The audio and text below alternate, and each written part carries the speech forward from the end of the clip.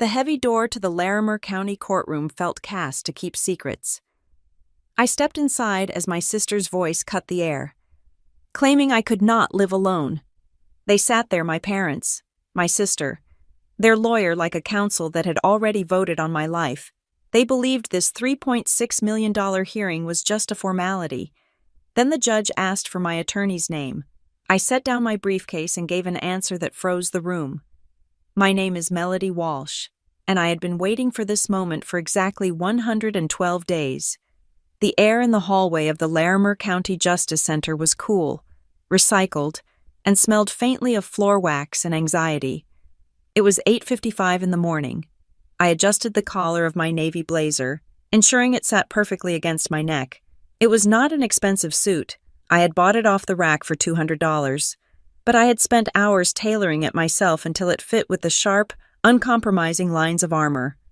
In a place like this, perception is not just reality, it is the verdict before the gavel even falls. If you walk in looking like a victim, the system prepares to bury you. If you look like a mess, they prepare to manage you.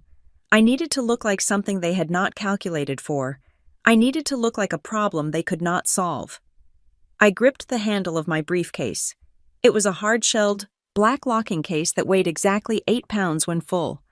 Inside lay the paper trail of my life, reorganized and indexed. My hand was steady. I had practiced this walk in my living room, stepping over the threshold of my kitchen as if it were the bar of the court, teaching my body to reject the tremors that used to plague me when I was younger. I pushed open the heavy oak door to the courtroom. The hinges gave a low groan, a sound that seemed heavy enough to crush a secret. I stepped inside, and the atmosphere shifted instantly.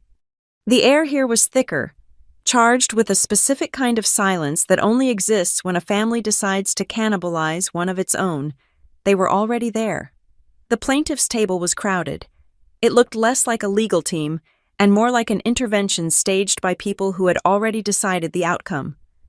My mother, Diane, sat with her hands clasped tightly in her lap, her shoulders hunched in a posture of performative grief. She was wearing her soft beige cardigan, the one she wore to church, the one she wore when she wanted the world to know she was suffering beautifully. Beside her sat my father, Mark. He was studying the grain of the wood on the table with an intensity that suggested he would rather be anywhere else on earth. He did not look up when I entered. He never looked up when things got difficult. He just existed in the periphery, letting things happen, which made him just as dangerous as the people making them happen. And then there was Sloane. My sister sat closest to the aisle, her posture rigid, her chin lifted. She was talking to their lawyer, Graham Voss, but her voice was pitched just loud enough to carry across the empty gallery, right to where I was standing. She cannot live alone, the words hung in the air, suspended in the dust motes dancing in the morning light. Sloane said it with such conviction, such heavy, tragic certainty, that if you did not know us, you would have wanted to hug her. She turned the phrase into a weapon wrapped in velvet. It was not an observation. It was a sentencing guideline. She was telling the room that my independence was not just a failure, but a physical danger. I did not flinch. I did not look at her. I walked to the defendant's table, the heels of my shoes clicking a steady, rhythmic beat against the floor. Click, click, click. The sound was a metronome counting down to a detonation they did not know was coming. Graham Voss looked up. He was a man who wore $5,000 suits and billed $400 an hour to tell families exactly what they wanted to hear. He gave me a brief, dismissive nod, the kind you give to a waiter who has brought the wrong water. To him, I was not an opponent. I was an administrative hurdle. I was a signature he needed to extract so he could go to lunch. He leaned back in his chair, tapping a gold pen against a yellow legal pad, looking incredibly bored. They all possessed the relaxed confidence of people who believe the game is rigged in their favor because they were the ones who shuffled the deck. They thought this hearing was a formality. They believed that by noon, I would be a ward of the state, a legal child in the eyes of the law, and the $3.6 million trust fund left to me by my grandfather would be safely under their benevolent control. They called it a conservatorship. They called it protection. I called it what it was, a civil death. All rise. The bailiff's voice cut through the hum of the room. The door behind the bench opened, and Judge Judith Klein swept in. I had researched Judge Klein for 3 weeks. I knew she had been on the bench for 12 years. I knew she had a reputation for being cold, efficient, and brutally intolerant of emotional theatrics. She did not care about family sob stories. She did not care about tears. She looked at court filings the way an accountant looks at a tax return. She only trusted what she could verify. This was the only piece of luck I had been given. Or perhaps it was the only variable they had failed to account for. Voss preferred judges he could charm. You cannot charm a calculator. And Judith Klein was a human calculator. She took her seat, the black robe settling around her like the wings of a crow. She adjusted her glasses and opened the file in front of her. She did not look at the people. She looked at the paper. In the matter of the estate of Warren Hale and the petition for conservatorship over Melody Walsh, she read, her voice flat and dry. Graham Voss stood up, buttoning his jacket with a practiced smoothness. Your Honor, we are here today to address the urgent need for a guardian to be appointed for Ms. Walsh. The family has grave concerns regarding her capacity to manage the significant assets recently inherited, as well as her daily welfare. We have submitted affidavits detailing her history of developmental challenges and her inability to navigate the complexities of independent living. Sloane nodded vigorously beside him, performing the role of the terrified sister. I saw her glance at the gallery, perhaps looking for an audience, but the room was empty save for us. This was a private execution. Judge Klein turned a page in the file. I see the motion. I see the request for an emergency temporary conservatorship pending a full trial. You are claiming immediate and irreparable harm to the estate. Yes, Your Honor, Voss said, his voice dropping an octave to sound more grave.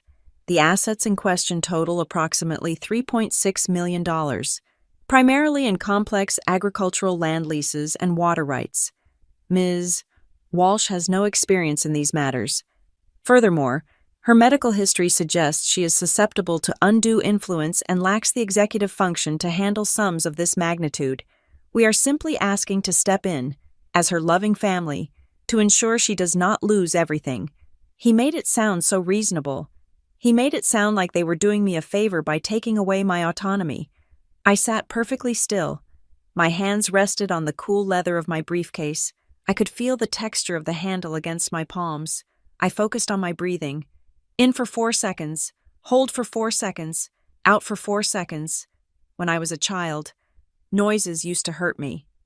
The sound of a vacuum cleaner felt like physical blows. The chaos of a school cafeteria made my vision blur. My family had taken those moments, those sensory overloads, and cataloged them. They had saved every meltdown, every moment of confusion, every time I had retreated into silence, and they had built a cage out of them. They had spent 30 years curating a museum of my weaknesses, and today, they were selling tickets.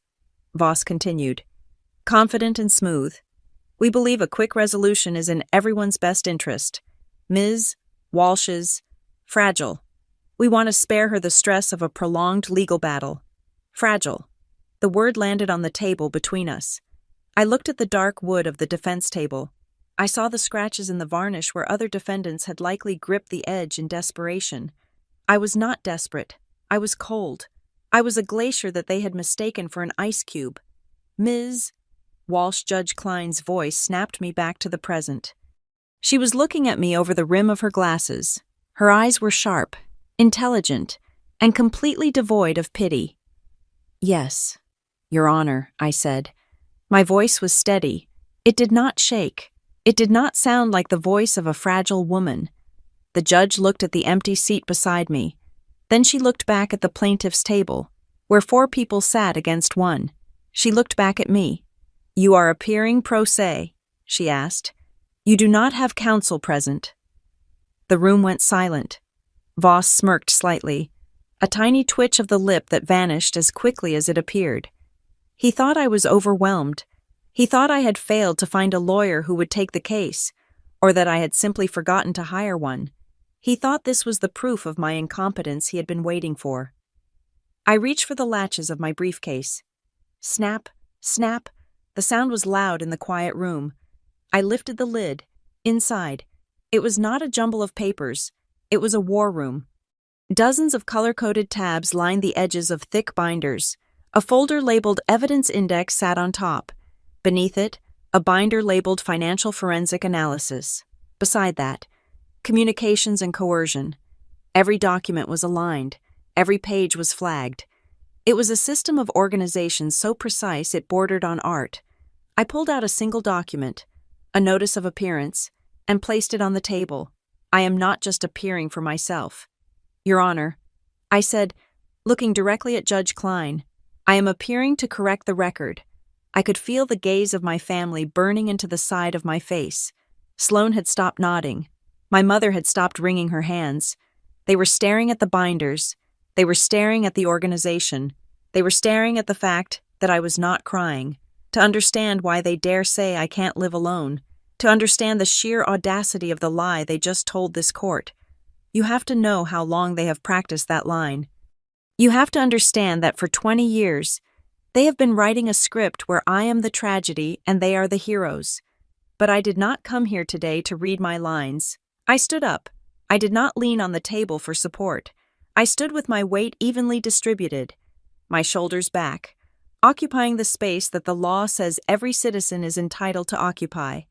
I looked at the judge, and for the first time, I allowed a small, cold smile to touch my lips. It was not a smile of happiness. It was the smile of someone who has just realized that the trap they walked into was actually a trap they had set themselves. They came here to discuss my inability to manage $3.6 million. They came here to discuss my mental state. But as I laid my hand on the binder marked Exhibit A, I knew we were about to discuss something very different. We were about to discuss theft. We were about to discuss fraud. And we were about to discuss exactly what happens when the person you thought was a victim turns out to be the only one in the room who kept the receipts. I am not here to defend myself, Your Honor, I said, my voice ringing clear and true against the high ceiling. I am here to dismantle them. I was 7 years old when I realized that my name was usually followed by a sigh. It was a specific sound, a sharp intake of breath through the nose, followed by a long, deflating exhale, as if my very existence was exhausting the oxygen supply in the living room. My parents did not know how to handle a child who did not smile for cameras, who organized her peas by size before eating them, and who screamed if the seams of her socks did not line up perfectly against her toes. The doctors gave them a word for it. They called it high-functioning autism spectrum disorder. For my parents, however, it was not a diagnosis. It was a permission slip. It became the ultimate trump card in every family negotiation. If I had an opinion, it was dismissed as a symptom. If I had a valid complaint about fairness, it was treated as a meltdown. They did not try to understand the way my mind worked. They simply labeled it defective and built their lives around managing the defect. Sloan was the antidote. My sister was everything a suburban American daughter was supposed to be. She was loud, she was colorful, and she required very little interpretation. Sloan brought home cheerleading trophies and boyfriends who wore varsity jackets. She was on the front page of the local community gazette for organizing food drives that she only attended for the photo opportunity. When Sloan walked into a room, my parents lit up. When I walked in, they turned down the volume on the television and asked if I had taken my medication. They loved the story of Sloan. She was the hero. I was the plot twist they wished they could edit out.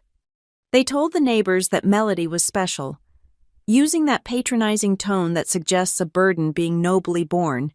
They never saw that my quietness was not emptiness, it was observation. While Sloan was learning how to charm people, I was learning how to count them. I found sanctuary in the one place where charm held no currency. Every Saturday morning, at exactly 7 o'clock, a dusty Ford pickup truck would pull into our driveway. My grandfather, Warren Hale, would sit behind the wheel, the engine idling with a rough, rhythmic chug that I found incredibly soothing. He did not come inside to drink coffee or make small talk with my father. He just waited. I would run out the door with my backpack, and we would drive north, leaving the manicured lawns of Fort Collins for the flat, open plains of Weld County. Grandpa Warren was not a warm man. He did not hug. He did not ask me how school was, because he knew school was a hellscape of noise and illogical social rules. He treated me like a small, serious adult. He was a man of the earth, but more importantly, he was a man of the ledger. His farmhouse kitchen was not a place for cooking. It was an office. The table was a heavy slab of oak, permanently covered in stacks of paper, invoices, tax assessments, water rights certificates, and mineral lease agreements. The air smelled of old coffee and mimeograph ink. This was where I learned to breathe. "Sit down, Melody," he would say, pushing a stack of receipts toward me.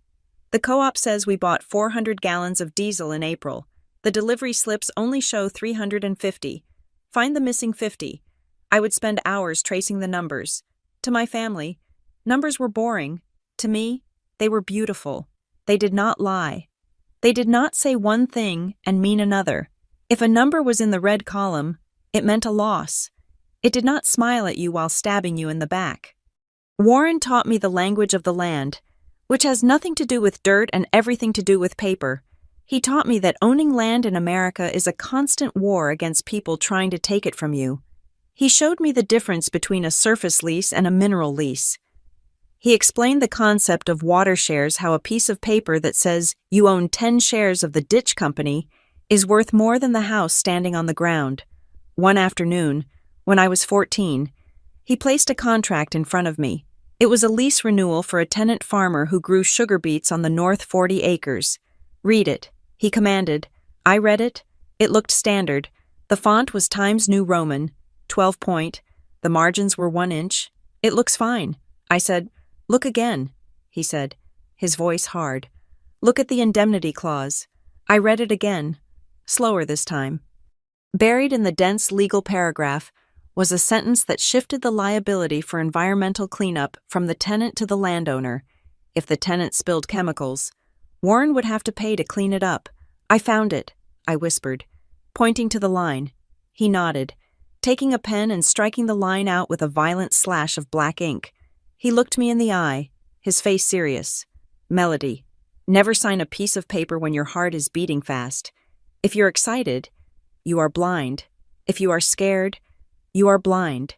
You wait until your pulse is 60, and you read every single word, because the world is full of people who will smile at your face while they steal your shoes."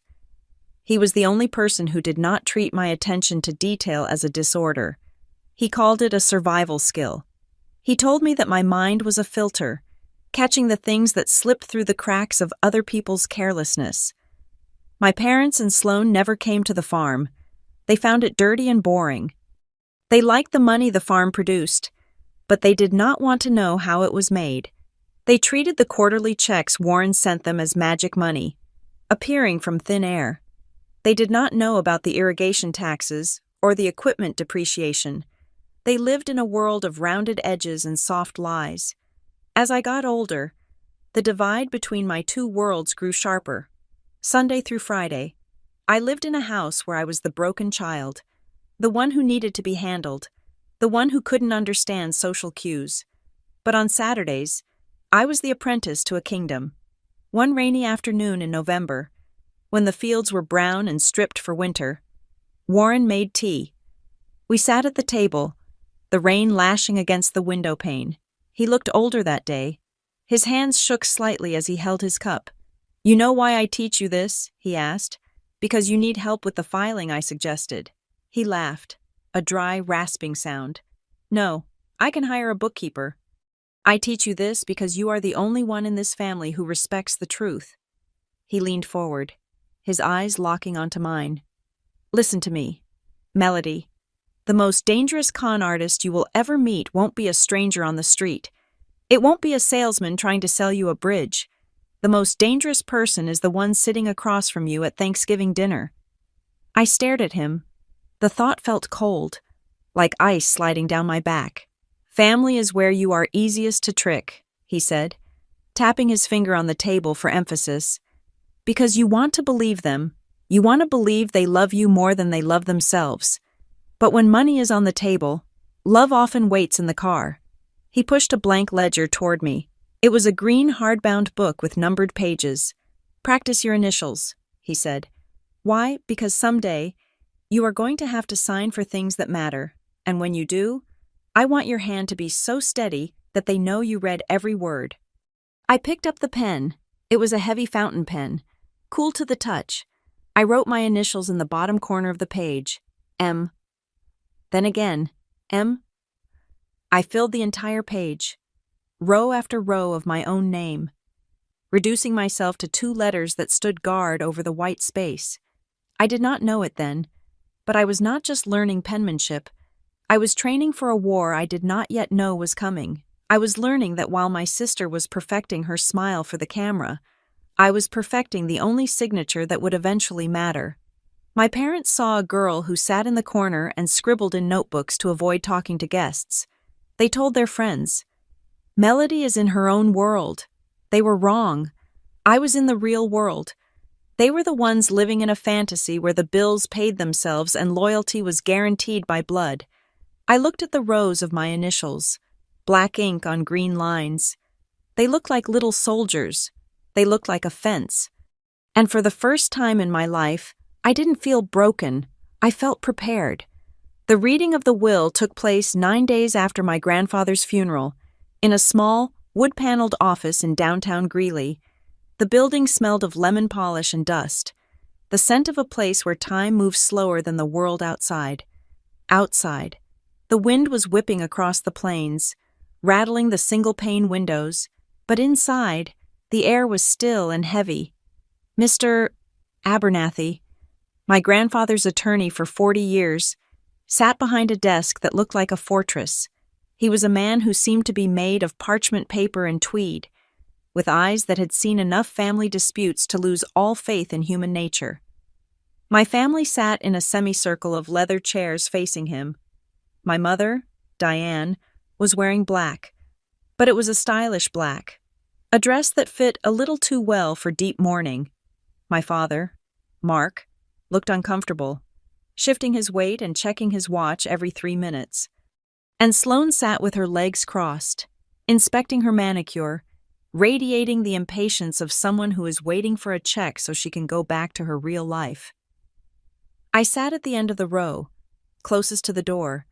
I had my hands folded in my lap. I was counting the ridges on the spine of the law books on the shelf behind Mr. Abernathy. There were 42 of them. The ceremony of a will reading is strange. It is the last time the deceased gets to speak, but they can only speak through money. In my family, money was the only language that had ever really mattered, so everyone was listening very intently. Mr. Abernathy cleared his throat. The sound was dry, like stepping on autumn leaves. He adjusted his spectacles and began to read. The first few paragraphs were standard legalese, the revocation of prior wills, the payment of debts. My father stopped checking his watch. Sloane stopped looking at her nails. To my daughter, Diane Parker, and her husband, Mark, I leave my retirement accounts held at Vanguard, valued at approximately $450,000, to be shared jointly. My mother let out a small, sharp breath. She squeezed my father's hand. It was a decent sum. It was enough to pay off their mortgage and buy a new car. But it was not life-changing wealth. It was comfortable. I saw a flicker of disappointment in my father's eyes, but he masked it quickly with a solemn nod. To my granddaughter, Sloane Parker, Mr. Abernathy continued, his voice devoid of inflection. I leave the vacation condominium in Breckenridge, including all furnishings and the current active timeshare agreement associated with the property. Sloane smiled. It was a bright, victorious smile. A condo in Breckenridge was a status symbol. It was a place to take friends for ski weekends, a backdrop for social media photos. She leaned over to my mother and whispered something that looked like I knew it. She looked satisfied. She thought she had won the game. Mr. Abernathy turned the page. The paper made a loud scraping sound in the quiet room. He looked up over his glasses, and for the first time, his eyes landed on me. To my granddaughter, Melody Walsh. He read, The room went absolutely silent. The air pressure seemed to drop. I leave the entirety of the Hale Agricultural Trust. Sloane's smile faltered. She frowned, confused. She did not know what the Hale Agricultural Trust was. She knew Grandpa had a farm, but to her, a farm was just dirt and old tractors. This trust includes the 320 acres of prime agricultural land in Weld County, the mineral rights associated with said land, and most critically, the senior water rights designated under the Big Thompson Decree. Furthermore, Melody Walsh is to be named the sole beneficiary and the sole trustee, with full executive authority over all leases, assets, and income streams. Mr. Abernathy paused. He looked down at the document to read the valuation, a number that had been updated just 2 weeks prior to my grandfather's death. The current estimated value of the trust assets is $3,600,000. The silence that followed was not the silence of peace. It was the silence of a bomb that has landed but not yet exploded. Sloane's mouth opened slightly, but no sound came out. My mother stiffened, her spine snapping straight against the chair. My father froze. $3.6 million. It was not liquid cash. It was land. It was water. It was contracts. But on a balance sheet, it was a fortune. It dwarfed the retirement account. It made the Breckenridge condo look like a party favor. The lawyer placed the document down. That concludes the reading of the bequests. For 10 seconds, nobody moved. Then, the mask slipped. My mother turned to me. She did not smile. Her eyes were wide, panicked, searching my face not for happiness, but for a defect. She looked at me the way she used to look at me when I was a child having a sensory overload in a supermarket with a mix of embarrassment and urgent need for control.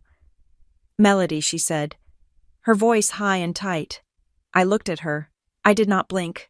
"Mom," Sloane said, her voice shaking. That's a mistake. Grandpa wouldn't do that. Melody can't run a trust. She can't even order pizza on the phone without writing a script first." "Sloane," my father warned. But his voice lacked conviction. He was looking at me, too, with a gaze that was calculating. He was doing math in his head. "Mr. Abernathy," my mother said, standing up, "surely there is a misunderstanding. Melody has challenges. She has a diagnosis. My father knew that. He knew she needs support. He wouldn't burden her with something this complex. It's cruel." That was the word she chose. Cruel. She framed the inheritance of $3 million not as a gift, but as an act of aggression against my fragility. Mr. Abernathy looked at my mother with a bored expression. Mr. Hale was quite specific. Mrs. Parker. He was of sound mind. He explicitly stated that Melody was the only one who understood the books. "But she's never lived alone," Sloane burst out. Her face was flushing red. "She's autistic. For God's sake.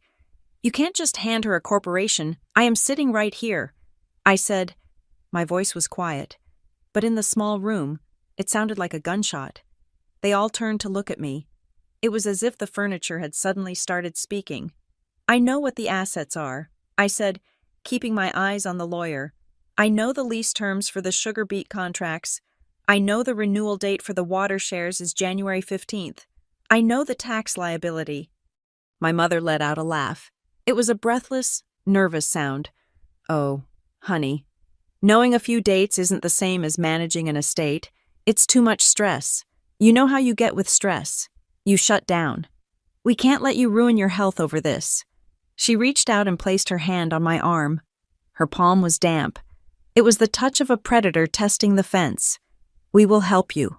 Melody," she said, her voice dropping into that soothing, condescending register she used when she wanted me to do something I hated.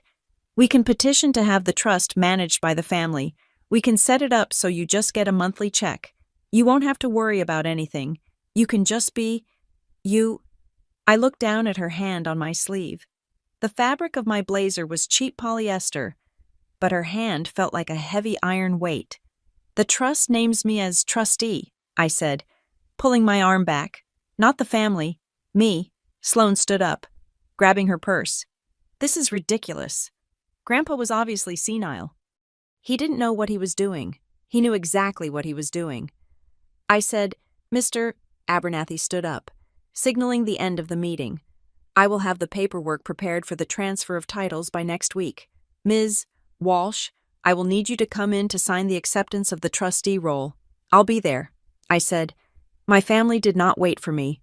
They walked out of the office in a tight formation, whispering furiously to each other. They did not say congratulations. They did not say they were proud. They looked like a team that had just lost the Super Bowl and was already blaming the referee. I walked out 5 minutes later. The wind outside had picked up. It bit at my cheeks. I walked to my car. A 10-year-old sedan with a dent in the rear bumper. I sat in the driver's seat and locked the doors. The silence inside the car was absolute. I put my hands on the steering wheel. I gripped it until my knuckles turned white. $3.6 million. My phone buzzed in my purse. Then it buzzed again, and again. A rapid-fire staccato of vibrations. I picked it up. It was the family group chat, the one named Parker Family Events. It had been silent since Christmas. Diane added Graham Voss to the group. "Diane, we need to meet tonight. Dad's house, 7 p.m. Emergency. Sloan. I'm calling Graham now. We have to fix this before it gets filed. Mark Melody. Don't sign anything until we talk. We're doing this for you. Sloan." She's not answering. She's probably panicking. I stared at the screen. They were not worried about my panic. They were worried about my power. For 33 years, I had been the broken thing that needed to be carried. I was the tax write-off. I was the good deed they performed to look like saints. But now, the broken thing held the checkbook, and that terrified them. They didn't fear that I would lose the money. They feared that I would keep it. A memory surfaced, sharp and clear. It was from 2 years ago. I was in the farmhouse kitchen with Grandpa Warren. He had been holding a metal lockbox, an old, dented thing that looked like a tackle box. It was gray and scratched. He had tapped the lid with his fingernail. "Melody," he had said, "the world runs on copies.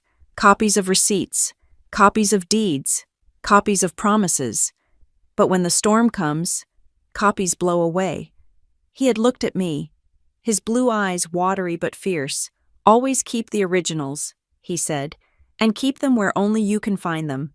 Because people can argue with a copy. They can say a copy was altered, but the original is the truth." He had put the box on the top shelf of the pantry, behind the jars of pickled beets. I looked at the text messages flooding my screen. "Diane Melody. Are you reading this? Answer us. Sloan. We are just trying to protect you. Protect me." That was the word they used to wrap the knife. I put the phone down on the passenger seat. I did not reply. I started the car. The engine coughed to life. I was not going to my parents' house at 7 o'clock. I was going to the farm. I needed to get that metal box. As I pulled out of the parking lot and turned onto the highway, I watched the city of Greeley fade in the rearview mirror. The sun was setting, casting long, bruised shadows across the fields. I realized then that my grandfather had not just left me an inheritance. He had left me a test. He knew this would happen. He knew they would come for me. He had given me the weapon, but he had left it up to me to pull the trigger. I wasn't rich. I was a target. And as the first stars began to appear in the cold Colorado sky, I realized something else. I wasn't scared. My heart rate was steady. My breathing was even. They thought I was the same Melody who covered her ears when the fire alarm went off. They didn't know that I had spent every Saturday for 20 years learning how to spot a wolf in sheep's clothing. I signaled left, merging onto the county road that led to the darkness of the plains. Let them have their emergency meeting. Let them plan. I had a head start, and I knew where the bodies were buried, or at least where the receipts were hidden. The living room of my sister's house was a study in aggressive neutrality. Everything was beige, cream, or a shade of white that dared you to exist near it. It smelled of vanilla candles and surface cleaner. A scent that was meant to be welcoming but always made my throat feel tight. I stood in the entryway, clutching the strap of my purse, looking at the scene they had arranged for me. It was theater. It was a set piece designed to make a mugging look like a hug. My mother, Diane, was sitting on the love seat, clutching a throw pillow as if it were a shield. My father, Mark, stood by the fireplace, staring intently at a framed photo of Sloane and her husband skiing, avoiding the room, avoiding me.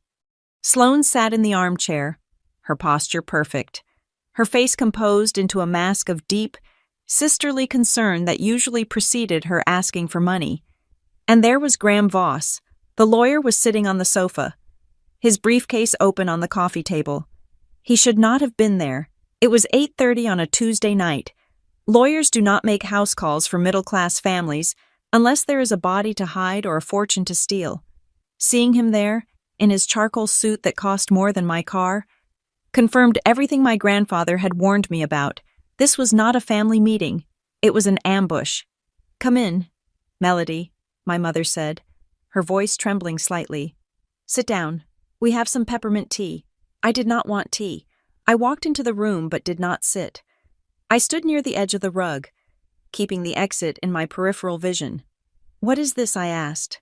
"We just want to talk," Sloane said, gesturing to the empty spot on the sofa next to Voss. "We are worried about you." The will reading was, "A lot. We know how overwhelmed you get when things change. I am not overwhelmed." I said, "Please, Melody." My father said. He still did not look at me. "Just listen to what Mr. Voss has to say. He has a solution that works for everyone." I looked at the coffee table. In the center, resting on the glass surface like a holy text, was a thick document bound in a blue cover. A yellow sticky note flagged the bottom of the first page. I sat down, not because I wanted to, but because my legs felt suddenly heavy. I reached for the document. Voss smiled. It was a practiced expression, involving only the lower half of his face. "Melody," he began, his voice smooth and low, like a radio host late at night. "We have drafted a document that we believe secures your future. We are calling it the Family Protection and Asset Stewardship Agreement." The title sounded lovely. It sounded safe. I opened the cover. The text was dense, but I had spent years reading agricultural leases that were far more boring than this. I scanned the first paragraph, then the second. My eyes latched onto keywords that jumped off the page like warning flares. Irrevocable transfer, co-trustees, monthly stipend, supervisory discretion. I turned the page. Paragraph 4 was bolded. "Given the beneficiary's diagnosis of autism spectrum disorder and the associated historical challenges with executive function and social communication, the family agrees to assume full administrative control of the trust assets to prevent mismanagement, fraud, or loss." I felt a cold flush rise up my neck. They had put it in writing. They had taken the diagnosis that I struggled with, the thing that made loud noises painful and small talk impossible, and they had weaponized it into a legal argument for incompetence. "So," I said, looking up from the paper, "you want me to give you the trust?" Voss shook his head gently, as if correcting a slow child. No. You still own the trust, technically, but Diane and Sloane would step in as co-trustees. They would handle the burden, the taxes, the leases, the lawyers. You would receive a guaranteed monthly allowance of $2,000. You would be safe. You would never have to worry about a bill again. $2,000. The monthly income from the sugar beet leases alone was $14,000. The water rights brought in another $80,000 a year depending on the drought levels. They were offering me pennies on the dollar and calling it charity, and if I don't sign, I asked. The room went very quiet. The vanilla scent seemed to get stronger, cloying and thick. Voss leaned forward. He clasped his hands together. "Melody," he said, and his voice lost its softness. It became hard and flat. "If you do not sign this agreement tonight, we are prepared to file a petition with the Larimer County Court." "A petition for what?" "For emergency conservatorship," he said. "We will argue that you lack the capacity to manage your own affairs. We have your medical records. We have affidavits from your family. We will ask the court to freeze the assets and appoint a guardian." He paused, letting the threat sink in. "That process is public. Melody, it is messy. It will require psychological evaluations. It will be humiliating. We are trying to save you from that. We are trying to keep this in the family. I looked at my parents. My mother had tears in her eyes. We just don't want you to be taken advantage of. Honey, she sniffed. You know you're too trusting. You don't understand how the world works. The irony was so sharp it almost cut my tongue. They were afraid I would be taken advantage of, so they were rushing to be the first ones to do it. I looked at my father. Dad, I said. He finally looked at me. His face was gray. He looked tired. He looked like a man who had been told what to do for 30 years and had forgotten how to say no. It's too much money. Mel, he muttered, it's too much responsibility. You can't handle the stress. Remember when you quit the choir because the robes were too scratchy? Remember how you panic in crowds? This isn't a checkbook. It's a corporation. He was using a sensory processing issue from when I was 12 to justify taking $3 million from me when I was 33. I looked at Sloane. She was not crying. She was not looking away. She was glaring at me with open hostility. Just sign the paper. Melody, she snapped. Stop being difficult. You always have to make everything a production. You can't live alone. You can't even handle a trip to the grocery store without wearing those stupid headphones. How do you plan to manage $3.6 million? You'll lose it in a month, or someone will scam you. I looked down at the document again. I saw the yellow sticky flags marking every place I needed to sign. There were 6 of them. They had pre-marked them. They had brought the pen. They had assumed that the pressure, the presence of a lawyer, and the sheer weight of their collective disappointment would crush me. They were working off an old blueprint. They were trying to bully the version of me that existed before Grandpa Warren taught me how to read a contract. I reached into my purse. Here we go. Sloane sighed. She thinks she's going to call the police. I did not call the police. I pulled out my phone and opened the camera. I held the phone over the document. What are you doing? Voss asked, his voice sharp. I snapped a photo of the first page. Then I turned the page and snapped a photo of the clause about my autism. I turned to the signature page with the yellow flags and took a close-up. You can't do that, Voss said, reaching out a hand as if to cover the paper. That is a confidential draft. It is a settlement offer, I said, my voice steady. I am documenting the terms. I stood up. My knees were shaking, but I locked them so nobody could see. I felt the vibration of my heart in my throat, a frantic, hummingbird beat. But I forced my face to remain slack and unreadable. This was the mask I wore for them. The blank stare, the robot. If they wanted the robot, I would give them the machine. I am not signing this. I said, Melody. My mother wailed. Don't be stubborn.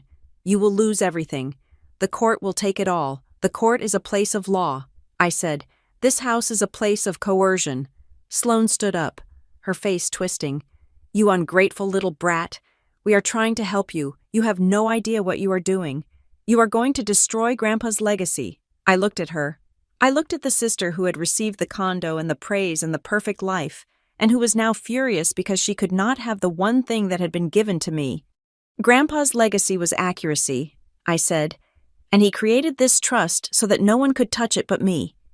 He didn't forget you. Sloane, he just knew you. The silence that followed that sentence was total. It was the silence of a bridge collapsing. I turned to Graham Voss. You said you would file in 72 hours. He narrowed his eyes. He realized then, I think, that he had miscalculated. He had expected a frightened girl. He was looking at a woman who was memorizing his face.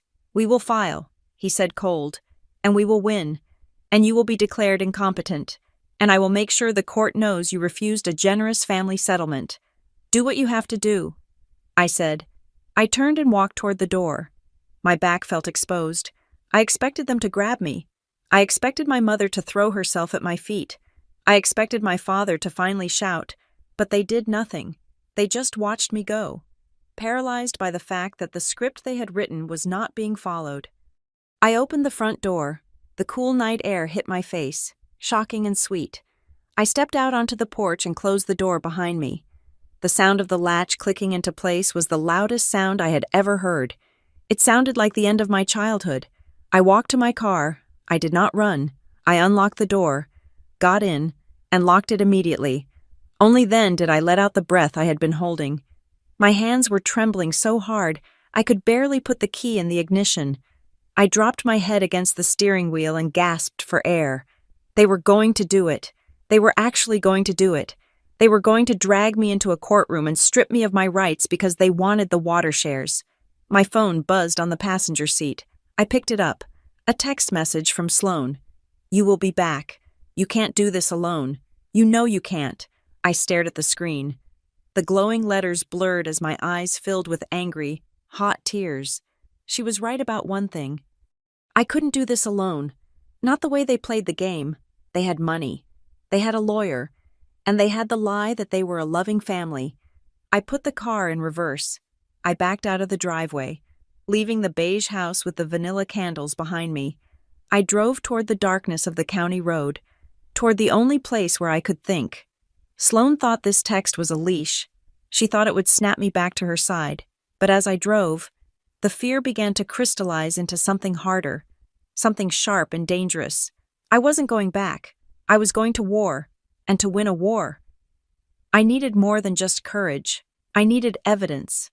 I touched the pocket of my blazer where my phone sat, holding the photos of the Family Protection Agreement. That was Exhibit A. Now, I needed to find the rest. The envelope arrived on a Thursday afternoon. It was brought by a mail carrier I had known for 3 years, a man named Gary who usually smiled and commented on the weather. Today, he did not smile.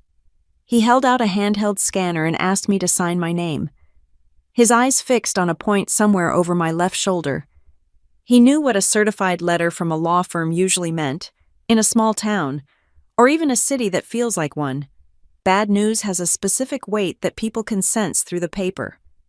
I took the envelope. It was heavy.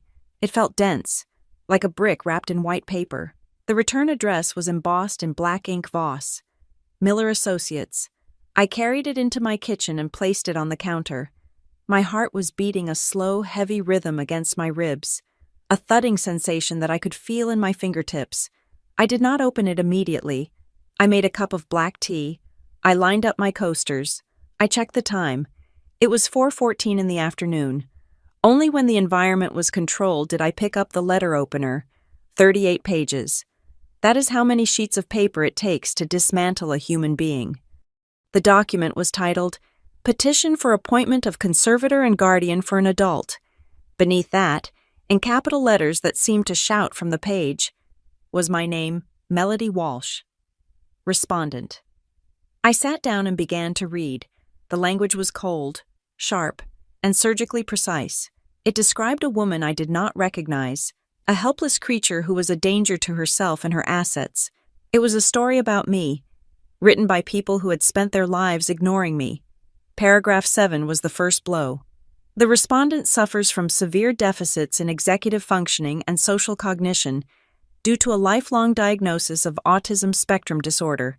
These deficits render her unable to make complex financial decisions or resist undue influence. I turned the page. Paragraph 9 was the second blow, and it hit harder because it was a lie wrapped in professional credentials.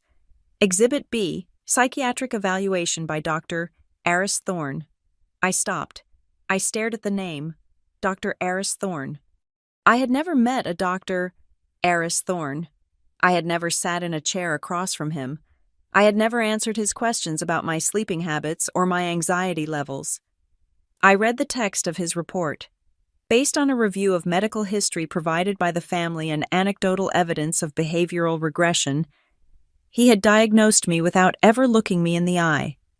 He had declared me incompetent based on a file curated by Sloan and my mother. He wrote that my rigidity and obsessive focus on details were signs of pathology, not competence. He called my quietness catatonia. He called my organization compulsion. Then came the pictures. They had attached Exhibit C. It was a photocopy of a series of photographs. The quality was grainy, but the humiliation was high definition. The first photo was from a 4th of July barbecue 3 years ago. I was sitting on a lawn chair, wearing large, industrial-grade noise-canceling headphones. My eyes were closed. In the background, people were laughing and holding beers. The caption beneath the photo read, "Respondent disassociating during normal social gathering, unable to interact with peers." They did not say that the fireworks had started early. They did not say that the decibel level was physically painful to me. They did not say that by wearing the headphones, I was practicing self-regulation so that I could stay at the party instead of leaving. They framed my solution as the problem. The second photo was even worse. It was a candid shot taken inside my apartment, likely by my mother during a surprise visit. I was sitting on the floor of my living room, surrounded by piles of tax documents I was organizing. I was rocking slightly back and forth, a stimming behavior I used when I was concentrating deeply. The caption read, "Respondent exhibiting regressive, childlike behavior amidst chaotic living conditions." Chaotic. I looked at the photo. The piles were arranged by year. They were perfectly aligned, but to the untrained eye, to a judge who did not know me, it just looked like a woman on the floor surrounded by paper, rocking like a disturbed patient. They were not just lying, they were remixing the truth to play a song of madness. My phone buzzed. It was a notification from Facebook. I rarely used the platform, but I had kept an account to monitor community news. Sloan Parker posted in Fort Collins Community Watch. My stomach twisted. I opened the app. There was a picture of Sloan and me from when we were children. I was looking away from the camera. She was hugging me protectively. The text of her post was a masterclass in weaponized pity. "Friends and neighbors, our family is going through a heartbreaking time. We are fighting to protect my sister's future and our grandfather's legacy. Mental health is a silent battle, and sometimes, love means making the hard decisions to keep someone safe from themselves. Please pray for the Parker Walsh family as we navigate this legal journey. We only want what is best for Melody." It had been up for 40 minutes. It already had 112 likes. The comments were pouring in. "You are such a good sister. Sloan, so brave of you to step up. I know how hard it is to care for special needs family members. God bless you. Let us know if you need anything. Protect that legacy." I felt a wave of nausea. She had not named the lawsuit, but she had planted the seed. She had framed the narrative to the town. I was now the special needs sister who needed saving.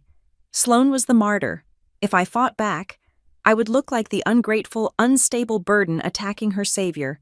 She was trying to win the jury pool before we even selected a jury. I put the phone down.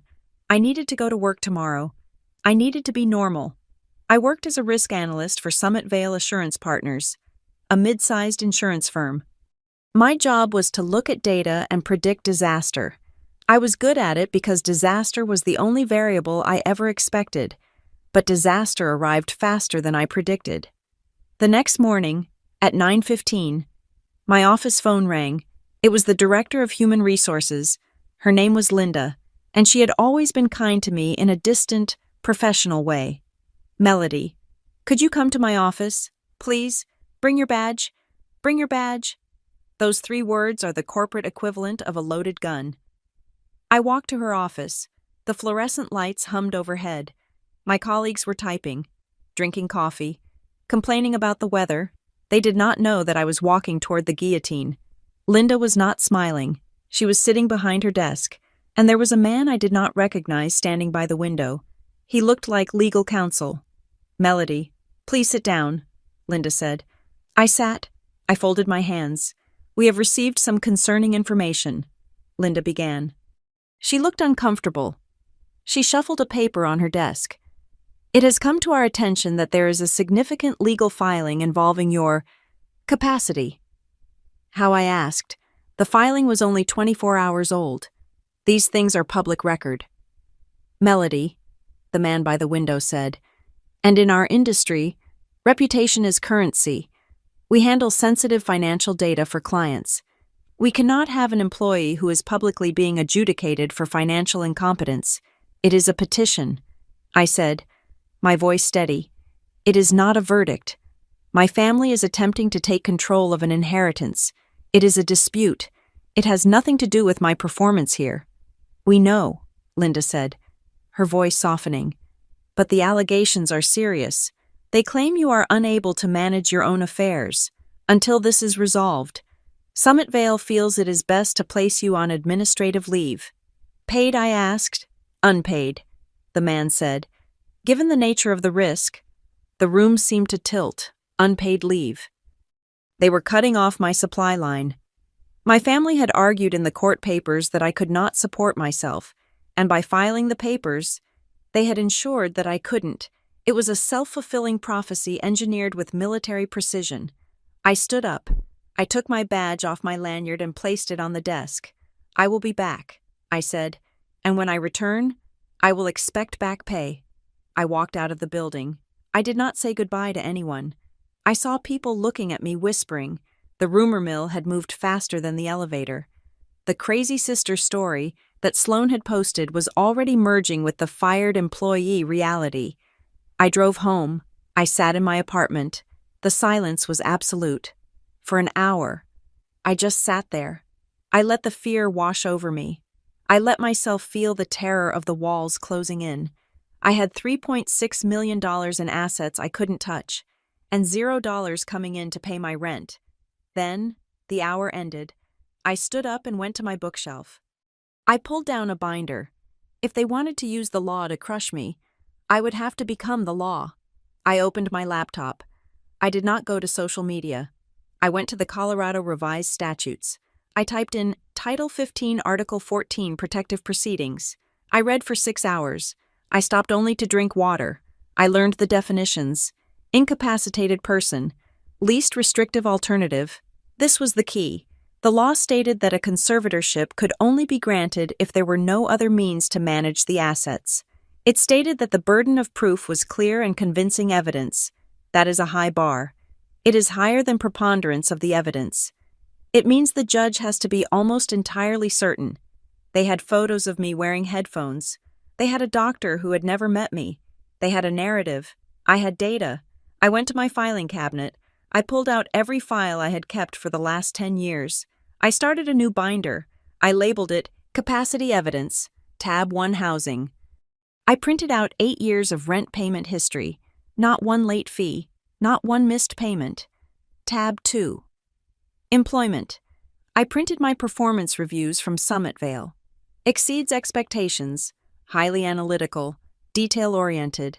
The very traits they called a disability in the petition were the traits my employer had praised for 5 years until today. Tab 3 Taxes. 7 years of federal and state returns. Filed and paid. Tab 4 Vehicle. Registration. Insurance. Maintenance logs. Tab 5 Credit Report. Score 812. I looked at the pile. It was boring. It was mundane.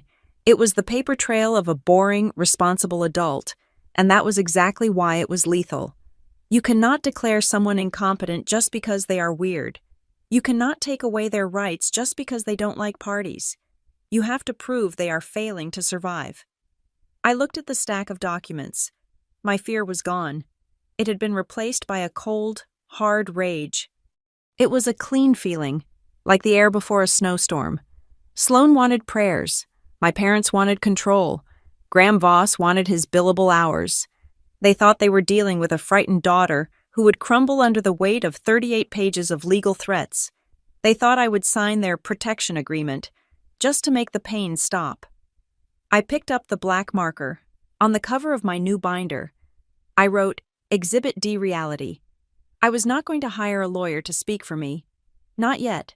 I was going to do the work myself. I was going to construct a mirror so perfect that when they looked into it in court, they would see exactly who the thieves really were.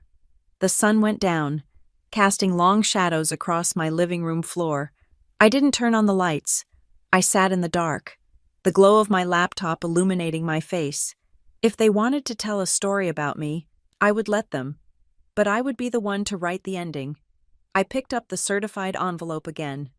I looked at the date of the hearing. It was 3 weeks away. 3 weeks. That was plenty of time. I opened a new spreadsheet. I titled it, The Counterattack. Row 1. Investigate Dr. Aris Thorne. Row 2.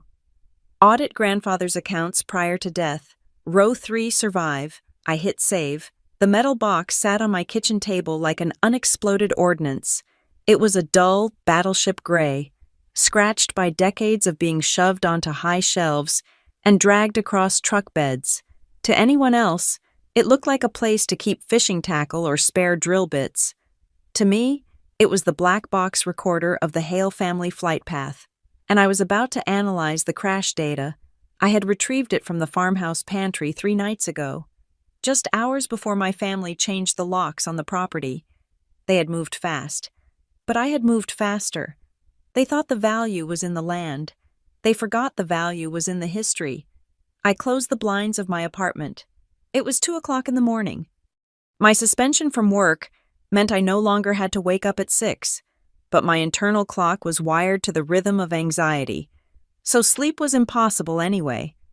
I turned on the overhead light, a stark, white beam that illuminated the dust motes dancing in the air. I retrieved the key from its hiding place taped inside the battery compartment of an old calculator I kept in my desk. Grandpa Warren loved hiding things in plain sight, if you hide it too deep. "Melody, you look guilty," he used to say. "If you hide it in the junk drawer, you just look messy." I inserted the key. The lock turned with a satisfying mechanical clunk. I lifted the lid. Inside, the smell of old paper, cedar shavings, and metallic tang drifted up. It was the smell of my childhood Saturdays. The box was not a mess. It was a library. Hanging folders were packed tight, each one labeled in my grandfather's spidery but forceful handwriting. I bypassed the tax returns from the 90s. I bypassed the equipment warranties for tractors that had long since rusted away. I went straight to the back, to a folder labeled simply Foundation. I pulled it out. Inside was the original trust document, not the photocopy Mr. Abernathy had read from, but the one with the wet ink signatures, the one where the pen had pressed into the fiber of the paper. I began to read. I had heard the terms in the lawyer's office, but hearing and seeing are different cognitive processes. Hearing is emotional, seeing is analytical. I traced the lines with my finger. Sole trustee Melody Walsh, and then, on page 14, paragraph 6, I found the trap my family had walked right into. They had been so focused on the dollar amounts that they had skimmed the boilerplate, but Grandpa didn't do boilerplate. Article 6, no contest clause. In terrorem, the Latin phrase means in fear. It was a threat written in legal code. If any beneficiary under this trust contests the validity of this instrument, or seeks to void, nullify, or set aside any provision herein, then that beneficiary shall forfeit any and all right to any portion of the trust estate or the decedent's personal estate, and the property shall be distributed as if that beneficiary had predeceased the grantor. I read it 3 times. My mother, Diane, and my sister, Sloane, were currently filing a petition to remove me as trustee. They were arguing that the appointment was invalid due to my incapacity. They were contesting the validity of the instrument's designation. If they proceeded with a full trial to break the trust, and if I could prove they were doing it without probable cause, if I could prove they were doing it out of greed rather than genuine concern, they wouldn't just fail to get control of the $3.6 million. They would lose everything. Sloane would lose the Breckenridge condo. My parents would lose the Vanguard retirement accounts. They were betting the house to win the castle, and they didn't realize the castle was rigged to blow. I didn't smile. Smiling is for when you win. I hadn't won yet. I had just found ammunition. I set the trust document aside. In a pile I mentally labeled the nuclear option. I reached back into the box. There was a thick manila envelope at the very bottom, tucked beneath the liner. It didn't have a label.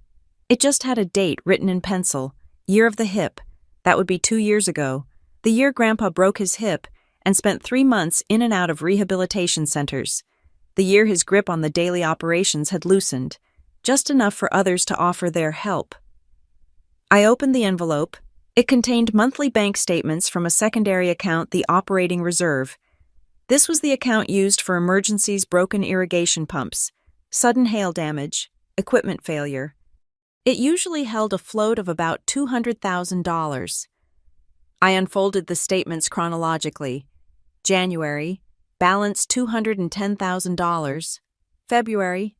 Grandpa falls, admitted to Northern Colorado Medical Center. March. I looked at the transaction list for March. March 4th withdrawal, cash, $9,500. March 12th, withdrawal, cash, $9,500. March 18th, check number 402, $9,000. I frowned. The amounts were specific. They were all just under the $10,000 threshold that triggers an automatic currency transaction report to the federal government. It was a technique known as structuring. It is a federal crime. I pulled out my laptop.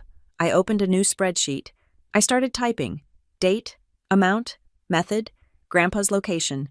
I cross-referenced the dates with my own calendar. I kept a diary. I always have. It helps me process the days.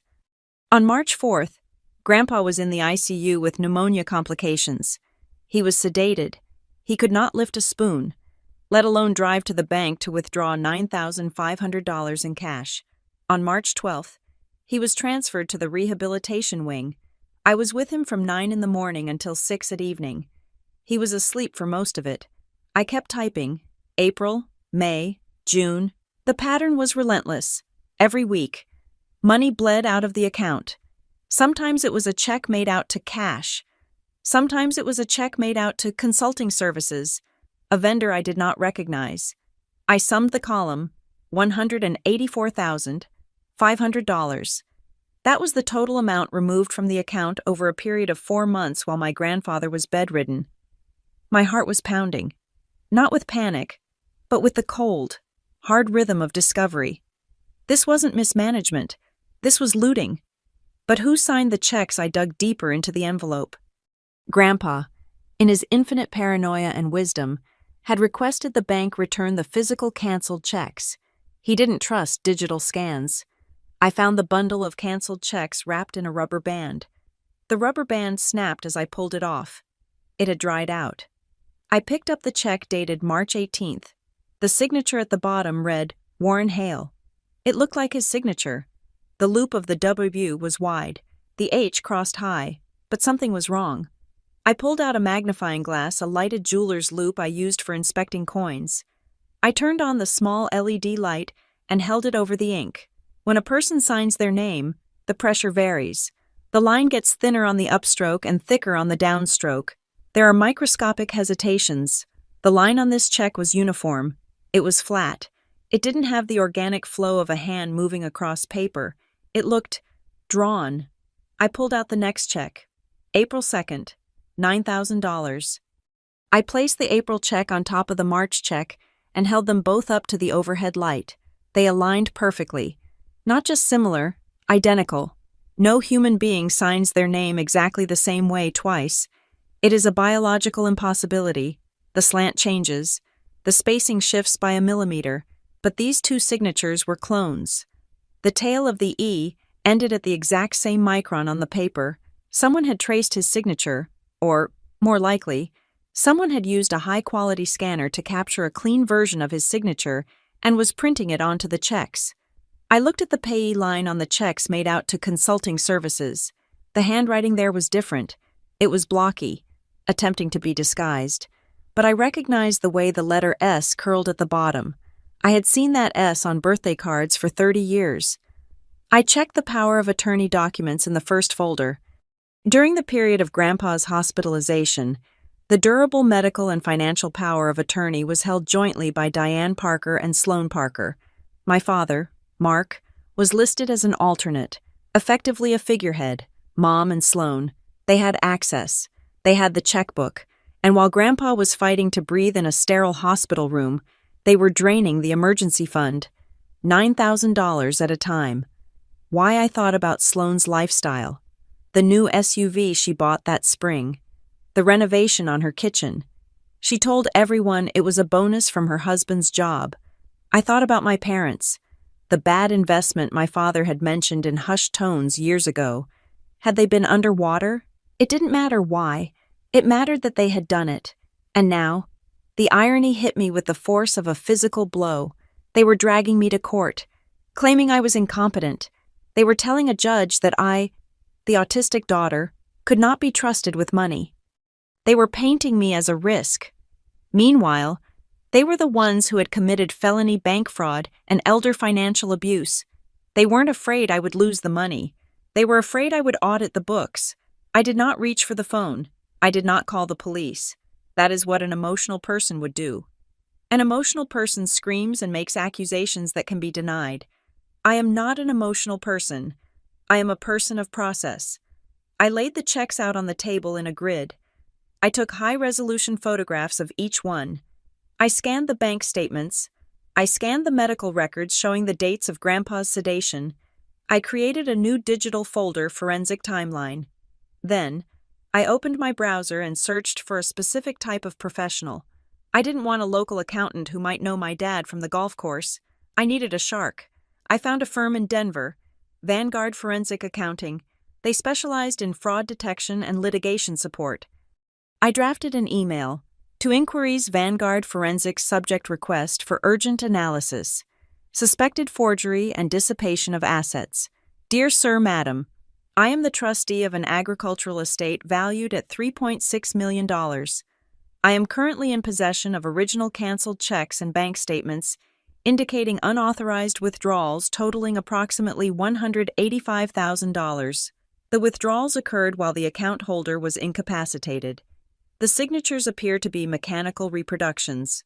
I require a certified forensic document examination and a tracing of funds. I am currently facing a conservatorship petition designed to prevent me from accessing these records. Time is of the essence. I can pay your retainer immediately. I hit send. I sat back in my chair. The kitchen was cold. My tea had gone cold hours ago. I looked at the pile of paper. To the world, these were just receipts. To me, they were a map of my family's betrayal. My mother had held my hand at the funeral and cried about how much she missed him.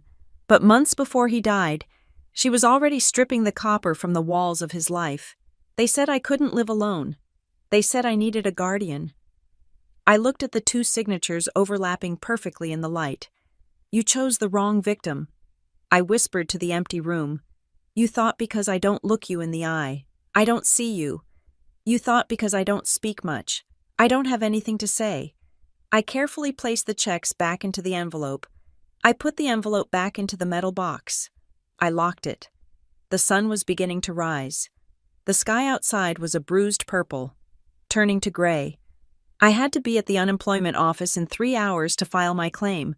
I had to go to the grocery store. I had to live the small, quiet life they mocked. But beneath that quiet life, I was building a cage, and I wasn't the one who was going to end up inside it. My brother Evan is the baby of the family. At 21 years old, he still carries the softness of someone who has never really had to fight for his seat at the table. He has my mother's eyes and my father's passivity. While Sloane was the golden child, and I was the broken one, Evan was the audience. He was the one they protected, the one they bought cars for, the one they shielded from the ugly mechanics of how our family actually functioned. But silence is not the same as blindness. He texted me at 11 o'clock on a Friday night. It was a single line, devoid of emojis or the usual college slang he used. I need to see you. Don't tell Mom. The parking lot behind the old megaplex on Harmony Road. 20 minutes. I did not ask why. I put on my coat. I took my keys. And, because I had learned the lesson of the last few weeks, I turned on the voice recorder app on my phone and slipped it into my breast pocket. The parking lot was a vast wasteland of cracked asphalt and faded white lines. The theater had closed 3 years ago, a victim of streaming services, and now it stood like a concrete tomb against the night sky. Evan's car, a red hatchback my parents had bought him for graduation, was idling in the far corner. I pulled up alongside him. I rolled down my window. He looked terrible. His face was pale, illuminated by the harsh blue light of the dashboard. He had been crying, or he was about to. He motioned for me to get into his car. I turned off my engine and climbed into his passenger seat. The air inside his car smelled of fast food and stale fear. He didn't say hello. He didn't look at me. He just reached into the pocket of his hoodie and pulled out a small silver USB drive. He held it out, his hand shaking so violently that the metal cap rattled against his ring. Take it, he whispered. What is this? I asked, taking the drive. It was warm from his hand. It's everything, he said. His voice cracked. It's Project M. Project M. It sounded like a military operation. It sounded like a demolition job. I didn't wait. I had brought my laptop, my armor. I opened it, right there in the front seat of his car, the screen glowing white in the darkness. I plugged in the drive. A folder popped up. It was titled The Walsh Solution. I clicked it open. There were subfolders: legal drafts, medical, financial projections, messaging logs. I opened messaging logs first. It was an exported file from a group chat I had never been invited to. The participants were Diane, Mark, Sloan, and Graham Voss. I scrolled to the date of Grandpa's funeral. Sloan. We have to move fast. If she gets control of the accounts, she'll lock us out. She's already talking about auditing. Diane. She doesn't mean it. She's just mimicking Dad. She doesn't understand what an audit is. Graham Voss. Regardless, we need a narrative. We need to establish a baseline of incapacity before she makes any transactions. If she spends a dime, she establishes agency. We need to freeze her. I scrolled down. 2 days later, Sloan. I found the old photos, the ones from the meltdown at the state fair, and the ones where she's wearing the headphones at dinner. They're perfect. Mark. Is that necessary? It feels aggressive. Sloan. Do you want the water rights or not? Dad. If she keeps the trust, you don't get the retirement bump. Graham says we need to show a pattern of social disconnection and inability to function in public. Diane. Okay, use them, but crop out the background so it looks like she's alone. I felt a coldness spread through my chest that had nothing to do with the night air. They hadn't just misunderstood me. They had directed the scene. They had cropped the photos. They had curated my life into a horror movie where I was the monster. I closed the chat log. I opened the folder marked Legal Drafts. There was a Word document titled Petition for Conservatorship, Draft 4. It was full of red text track changes. I saw comments in the margins from Graham Voss. Comment. This language is too soft.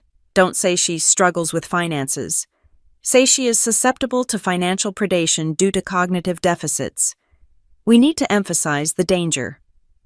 Comment. Can we add an incident of self-harm, or at least a safety risk? Reply from Sloan. She forgot to turn off the stove once in 2018. Let's use that. I stared at the screen. I had not forgotten to turn off the stove. The pilot light had gone out, and I had smelled the gas and called the utility company myself. I had saved the house. In their version, I was the arsonist, but the real knife in the back was in the folder marked Financial Projections. It was an Excel spreadsheet. I love spreadsheets. I understand them better than people. But this spreadsheet made me want to vomit. It was a budget, but not a budget for the farm. It was a budget for me. Projected monthly stipend for Melody, $2,000. Trustee management fee, Sloan $4,500. Care coordination fee. Diane $3,000. Legal retainer Voss, $5,000. They had itemized my captivity. They were planning to pay themselves $12,500 a month to manage me. That was $150,000 a year. Siphoned directly from the trust. Legal and clean. All under the guise of taking care of the helpless autistic sister. And then, I found the smoking gun. It was a screenshot of a text message from Sloan to a real estate agent in Weld County. Sloan. Once the guardianship is finalized in November, we're going to move the land assets into an LLC. We want to shield it from any future claims.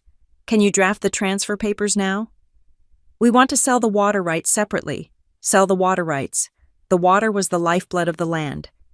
Grandpa had fought for 50 years to keep the Big Thompson shares attached to the soil. If they sold the water, the farm would dry up and blow away. They were going to strip mine the legacy for quick cash. I closed the laptop. The silence in the car was heavy, suffocating. Evan was crying softly.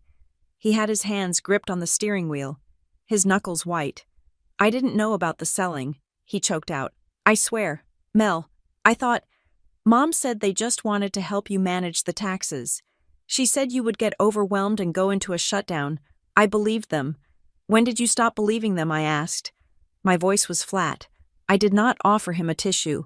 When Sloan asked for my phone password, he said, "She said she needed to check a date on an old photo, but I saw her downloading your old cloud backup, the one you shared with me when I was in high school. That's how they got the pictures of you stimming.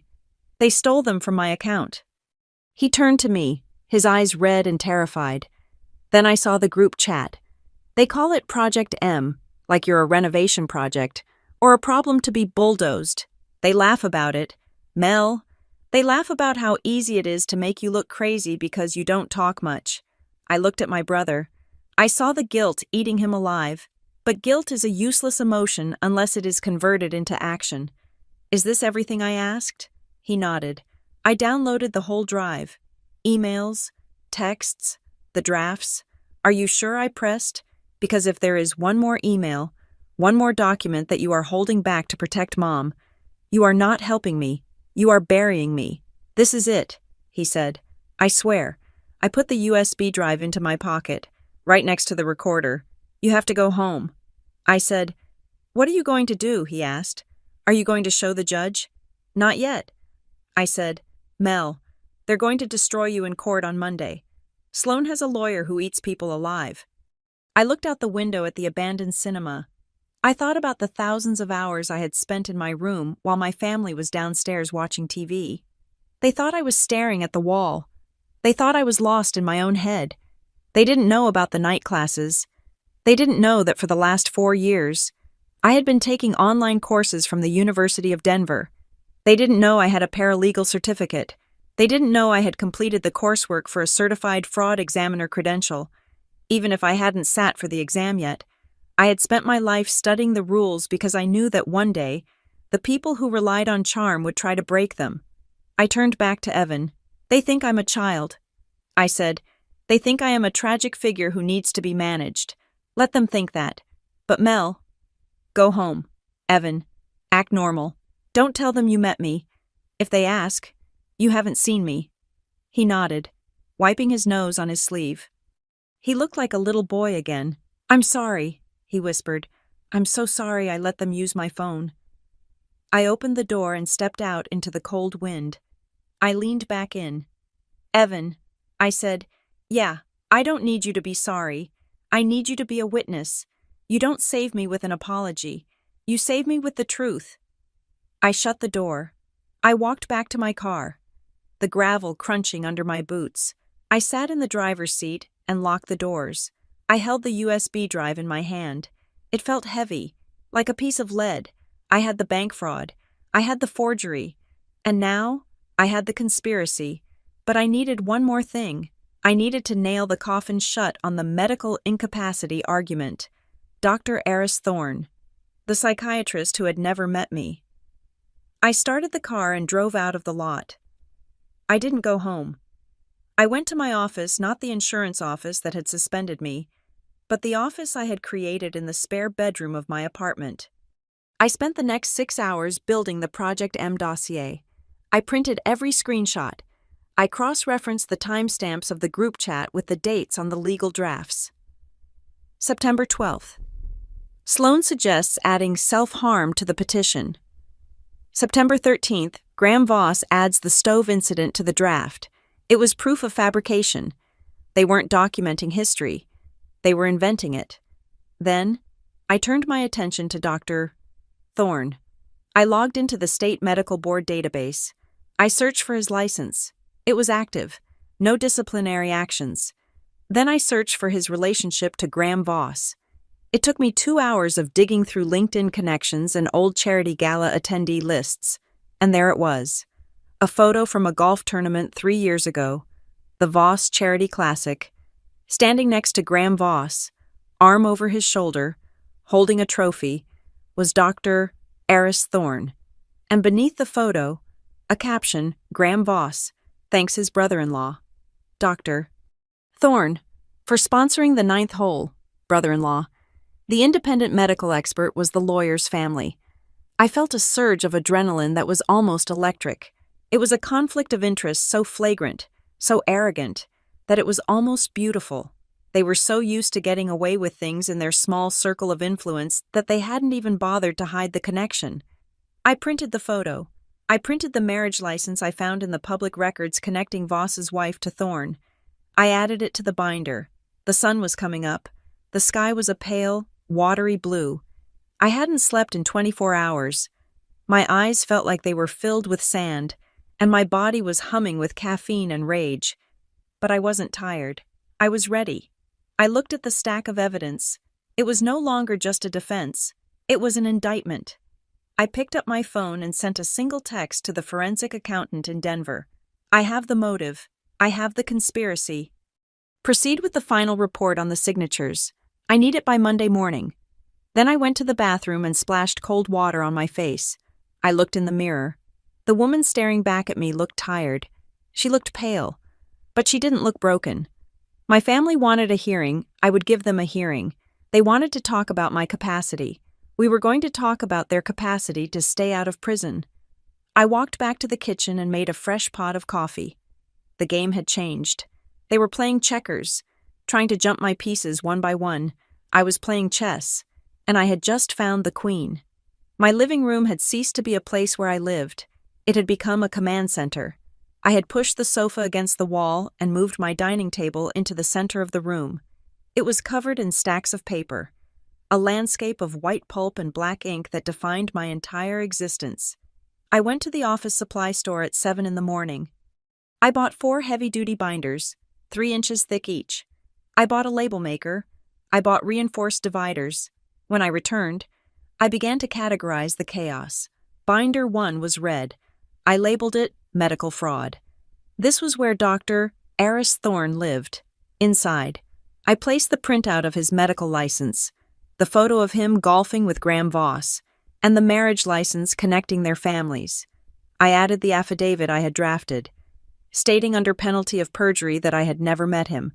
I also added a log of my actual medical history, my optometrist, my dentist, my general practitioner, proving that I sought regular care and had no record of the behavioral regression Thorne claimed I suffered from. Binder 2 was black. I labeled it Power of Attorney Withdrawals. This was the ugliest binder. It contained the high-resolution photos of the checks, the bank statements showing the bleed of $185,000, and the spreadsheet correlating those withdrawals with the dates my grandfather was sedated in the ICU. It was a timeline of theft. Binder 3 was blue. I labeled it Digital Trail. This was Evan's contribution. The emails, the group chat logs, the draft petitions with track changes showing them editing my life to make me look pathetic.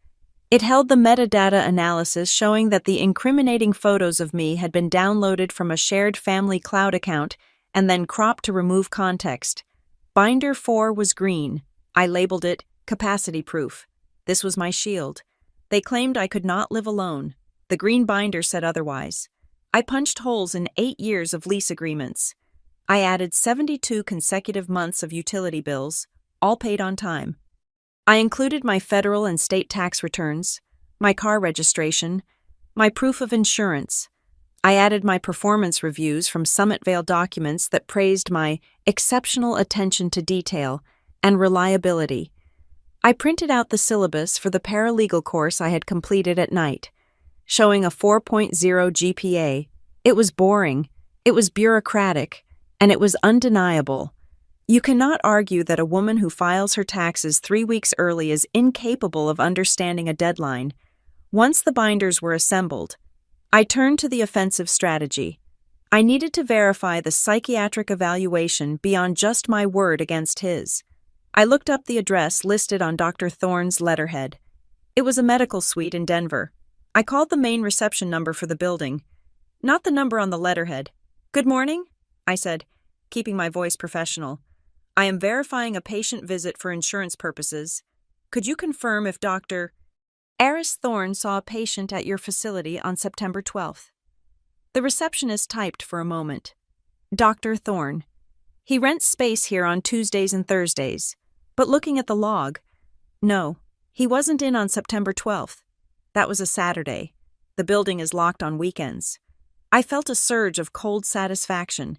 Could you send me an email confirming the building hours and Dr. Thorne's access log for that week? I asked. It is for a legal dispute regarding a billing error. She hesitated. I can send you the building hours. That is public information. That will be sufficient. I said. 10 minutes later, I had the email. Dr. Thorne had claimed to evaluate me on a day when his office was closed. I printed the email and added it to the red binder. Next, the forensics. My phone buzzed. It was an email from Vanguard Forensic Accounting. The subject line was Preliminary Analysis Hale Estate Checks. I opened the attachment. It was 18 pages long. The language was dense, but the conclusion was blunt. Conclusion: the signatures on checks 402 through 415 exhibit signs of mechanical reproduction. Microscopic analysis reveals identical stroke width and lack of pen lifts consistent with natural handwriting. Furthermore, the signatures on checks dated March 18th and April 2nd are geometrically identical when overlaid, which is a statistical impossibility for handwritten signatures. It is the professional opinion of this firm that these signatures are simulations. They had used a machine. My mother and sister hadn't even bothered to forge the signature by hand. They had used a stamp or a printer. They were lazy criminals. They were so used to no one checking their work that they had gotten sloppy. I forwarded the report to my printer. The sound of the machine whirring was the only music I needed. Now, I had to file. I sat down at my laptop to draft my objection to petition for appointment of conservator. I did not use emotional language. I did not say, "My family is lying." I used the language of the statutes. Respondent objects to the petition on the grounds that petitioner has failed to provide clear and convincing evidence of incapacity. Respondent asserts that the medical evidence submitted as Exhibit B is fraudulent and has been fabricated by an individual with a conflict of interest. Respondent moves for sanctions against the petitioner and their counsel for filing a pleading in bad faith, pursuant to Colorado Rule of Civil Procedure 11. Rule 11. It is the rule that says lawyers cannot lie to the court. If they do, they can be fined, sanctioned, or disbarred. I wasn't just defending myself. I was aiming for Graham Voss's license. I hit print. Then, I prepared my cross-examination script. I wouldn't be the one asking the questions I couldn't cross-examine from the witness stand, but I could submit questions for the judge to ask, or I could present them as rhetorical points in my opening statement. I wrote them down on index cards.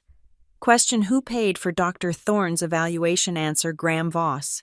Question: who provided the background history for the evaluation answer, Sloan Parker? Question: who had access to Warren Hale's checkbook on March 18th? Answer: Diane Parker. It was a circle, a tight, vicious circle of complicity. At 4 o'clock in the afternoon, my phone rang. I looked at the caller ID. It was a number I recognized from the letterhead. Graham Voss. I let it ring. It rang 4 times. Then it stopped. A minute later, it rang again. He was nervous. Lawyers like Voss don't call pro se defendants twice unless they are worried. He had probably seen the notification that I had hired a forensic accountant. The firm might have contacted the bank, and the bank might have notified the account holders. I picked up the phone. I pressed the record button on my external recorder. "This is Melody." I said, "Melody, hi." Voss said. His voice was warm, dripping with fake camaraderie. It sounded like he was calling to invite me to a barbecue. "I'm glad I caught you. Look, we need to talk about Monday." "I am listening." I said, "Your sister and parents are really torn up about this." He said, "They don't want to go to court. They don't want to air the family laundry in public. It's embarrassing for everyone, and frankly, it's going to be very hard on you. The judge is going to ask some tough questions about your history." I said nothing. I let the silence stretch. Silence makes liars talk faster. "So," he continued, his pace quickening slightly, "we have a proposal. We are willing to modify the agreement. We can bump the stipend to $3,000 a month, and we can add a clause that says we review the arrangement in 5 years. If you're doing well, we dissolve the conservatorship then. How does that sound? It gives you a safety net, but it's not permanent. 5 years. In 5 years. They would have sold the water rights. transferred the land to an LLC, and drained the accounts. In 5 years, there would be nothing left to conserve. Is that the full offer? I asked. It is a generous offer. Melody, Voss said, his voice hardening. It is a lot better than what will happen in court. If we go in front of Judge Klein, and she sees the medical report, she's going to strip you of everything. You'll be a ward of the state. We're offering you dignity. Dignity. He was offering me a bribe with my own money, Mr. Voss. I said, yes. Did you enjoy the charity golf tournament with Dr. Thorne in 2021?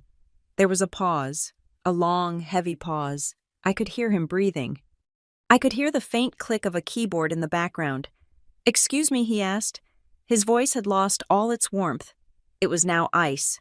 I just wanted to verify the relationship, I said, since you are so concerned with dignity. Melody, be very careful, he warned. If you are implying I am not implying anything. I said, I am preparing. I hung up. My heart was hammering against my ribs. A frantic bird in a cage. My hands were shaking. I put them flat on the table, pressing down into the wood until the tremors stopped. I did not engage. I did not scream.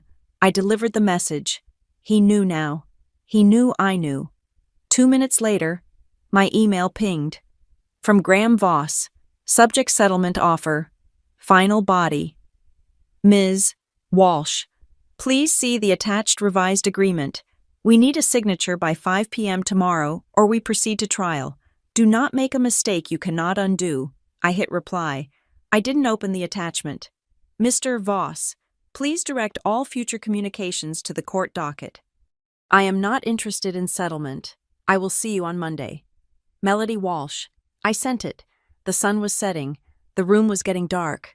I turned on the lamp on my desk. The light cast long shadows across the binders. Red, black, blue, green. I had done everything I could do. The evidence was gathered. The arguments were prepped. The trap was laid. But there was one variable I couldn't control, me. I stood up and walked to the hallway mirror. It was a full-length mirror I used to check my hemline. Now, I used it to check my face. I looked at the woman in the reflection. She was 33 years old. She had dark circles under her eyes. She was wearing a t-shirt and sweatpants. I straightened my spine. I lifted my chin. I practiced the words I would say to the judge. Your Honor, I whispered. My voice cracked. It was too high, too thin. I cleared my throat. I shook my arms out.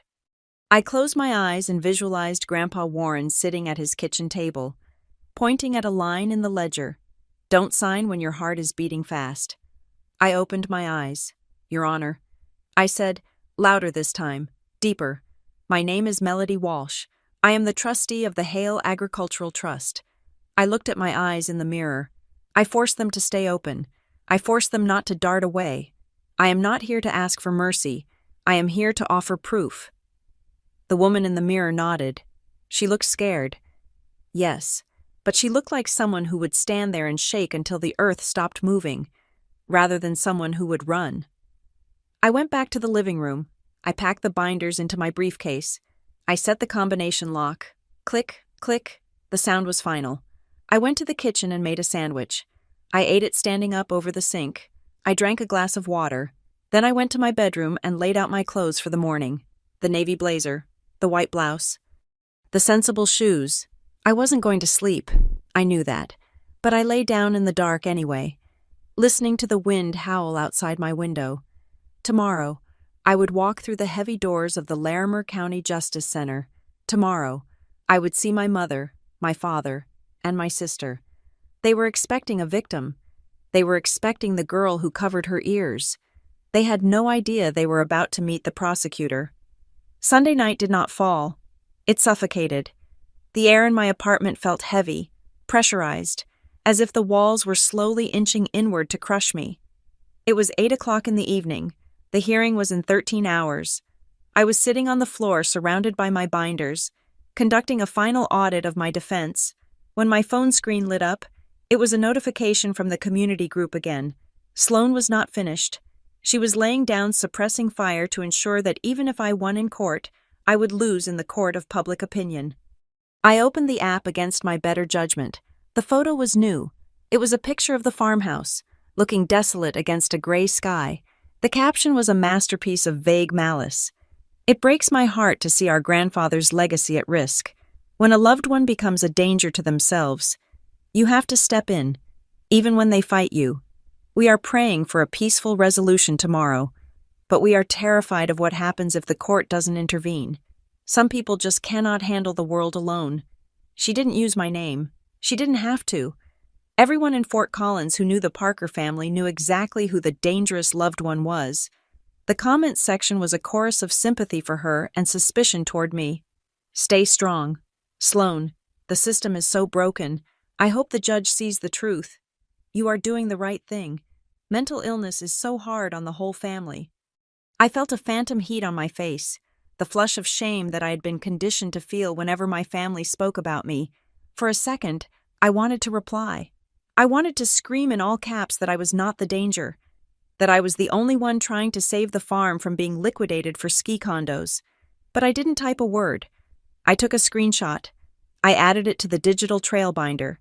Every lie she told was just another brick in the wall of evidence I was building. Then came the flying monkeys. At 8:15, a text arrived from Mrs. Gable, my mother's best friend, and a woman who had known me since I was in diapers. Melody, dear, your mother is distraught. Please, for the sake of everyone, just sign the papers.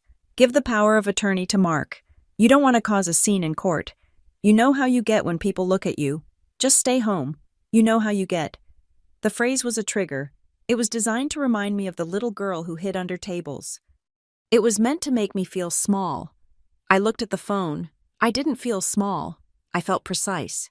I blocked Mrs. Gable's number. I was done negotiating with terrorists, even the ones who brought casseroles. At 9 o'clock, the legal assault began. My email chimed, a filing notification from the court system. Graham Voss had uploaded a supplemental brief regarding respondents' emotional volatility. He was dumping paperwork on me at the 11th hour, a tactic known as a document dump, designed to overwhelm a pro se litigant so they are too exhausted to read it all before morning. I opened the document. It was 12 pages of pure fiction. He had dug up an incident from high school where I had a panic attack during a fire drill. He had listed witness statements from cousins I hadn't seen in 10 years, claiming I was reclusive and strange. He was trying to turn the courtroom into a therapy session. He wanted the judge to look at my personality, not my accounting. He wanted to make it a trial about feelings because he knew he would lose a trial about facts. I printed it. I punched 3 holes in it. I filed it under attempts to distract. Then, the second front opened. At 9:30, an email arrived from Summitvale. It was from Linda in HR, marked confidential. Dear Melody, we have been contacted by a representative of the Parker family regarding potential reputational risks associated with tomorrow's hearing. We want to reiterate that while you are on unpaid leave, your conduct in the public sphere reflects on the firm. A finding of legal incapacity would strictly prohibit you from returning to your role as a risk analyst. Please keep us informed. My family had called my job. They weren't just content with taking my inheritance. They were scorching the earth. They wanted to ensure that if I didn't submit to their allowance, I would starve. They were trying to cut off my only lifeline to independence. My hands started to shake. This was the fear they wanted. This was the panic. I put my head between my knees. I breathed. In for 4, hold for 4, out for 4. I am a risk analyst. I told myself, and they have just overplayed their hand. By contacting my employer to sabotage my income, they had just committed tortious interference. I saved the email. I printed it. This wasn't just evidence for the probate court. This was evidence for a future civil suit. At 10 o'clock, my phone rang. It was Evan. I picked it up. Mel, he whispered. He sounded like he was hyperventilating. Sloan knows. What does she know? I asked. My voice calm. She knows I met you. She checked the GPS on my car. She knows I was at the old theater. She's screaming at Mom right now. She says I betrayed the family. She's asking what I gave you. I closed my eyes. I could hear the terror in his voice. He was 21, but in that house, he was still 6. Evan, Listen to me. I said, they're going to kick me out. Mel? They're going to cut off my tuition. No, they won't. I said, because they need you to look like the happy, successful son. If they kick you out, they look like monsters. I think I should come to court. I should tell the judge. No, I said sharply, you will not come to court. But Mel, if you come to court, Graham Voss will put you on the stand. He will tear you apart. He will make you look like a confused kid who was manipulated by his crazy sister. You are not ready for that. I paused. I needed to cut the cord to save him. Stay home. Evan, tell them you didn't give me anything. Tell them I just cried and begged for money and you left. Lie, yes, lie to them. Give them the victory tonight so I can take the war tomorrow. Are you sure I am sure? Go to sleep. Put your phone on airplane mode. I have this. I hung up. I stared at the phone. I was alone now. Truly alone. At 11:15, the final piece of the puzzle arrived. The forensic accountant in Denver sent the final report. I opened the PDF. It was beautiful. It was scientific. It was lethal. Exhibit a digital artifact analysis. The report zoomed in on the signature of Warren Hale on the check dated March 18th. Microscopic analysis confirms a digital halo of pixelation around the signature line, consistent with a bitmap image pasted into a document before printing. The signature is not ink on paper. It is toner on paper. It is a photocopy. But then, the accountant had gone one step further. He had followed the money. I had asked him to trace the vendor consulting services that had received $90,000 from my grandfather's account. The report scrolled down to a screenshot from the Colorado Secretary of State's business registry. Entity name GJV Consulting, LLC. Registered agent Jennifer Voss. Jennifer Voss, Graham Voss's wife, and Dr. Eris Thorne's sister. The air in the room seemed to snap. My family hadn't just stolen the money to buy cars or renovations.